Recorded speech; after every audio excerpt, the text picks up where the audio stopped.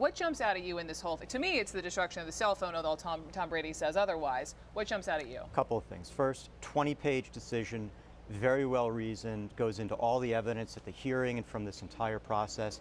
And the thing that does jump out at me, aside from learning about Tom Brady's cell phone destruction practices, is that that was the key thing for the commissioner.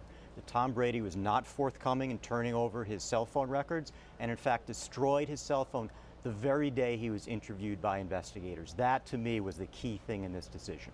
So, just to be clear, for everyone who's not totally keeping score with how the NFL works, the NFL doesn't have to say, you have to give me your cell phone. Sort of saying to me, okay, if you would like to hand over some text messages as far as evidence for this particular investigation, we would love to see any and all, pertinent information. And that is when apparently he had, some 10,000 text messages. And to quote Rachel Nichols, maybe he was just texting his wife, Giselle. I don't really know. But in his defense, what has he said about his cell phone destruction practices? He said that that was something that he just did ordinarily. Every so often, he would get a new cell phone and he'd tell his assistant to destroy it so nobody could extract information or use it. And that's a perfectly fine explanation as to what you might do generally.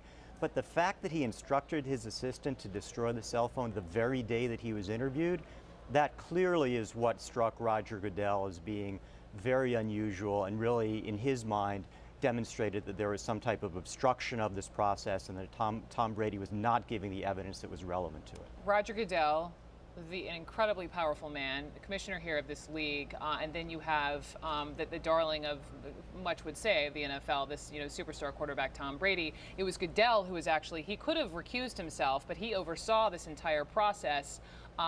Do you think he should have recused himself, A, and B, where does this go now? I don't think that he should have recused himself. Okay. He's the commissioner.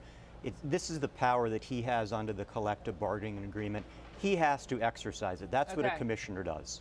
So I think he was right in hearing this decision. Clearly, he wasn't swayed by any of the testimony at this hearing that took place a few months ago. He was swayed by this new information that he got about the destruction of the cell phone. If Tom Brady decides to go ahead with this, he can go into federal court and try to have it overturned there. I think that will be very difficult to do.